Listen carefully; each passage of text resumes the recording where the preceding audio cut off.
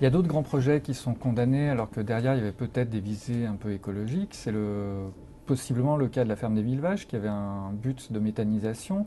Est-ce que, en tout cas c'était présenté comme tel par les promoteurs, est-ce que du coup il n'y a pas toujours dans la même idée, on arrête tous les projets alors que certains ont quand même des visées Alors, plus ou moins écologiques suivant pardonnez-moi, comment on mais je ne fait. crois pas que la ferme des 1000 vaches, certes, faisait de la méthanisation, parce que quand vous avez 1000 vaches, il faut bien faire quelque Oui, chose. mais justement, c'est des grandes structures qui permettent de mettre en place des technologies de Vous savez, méthanisation. Ce pas des petites structures.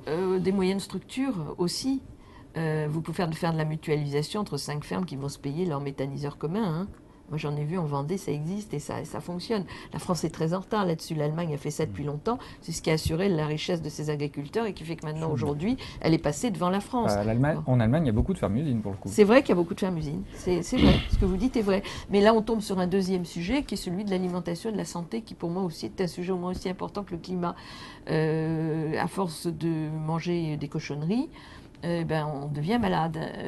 Donc quand je prends un exemple très concret, on apprend hier que on va plus rembourser complètement les gens qui souffrent d'une ALD, d'une affection de longue durée, parce qu'il y en a trop.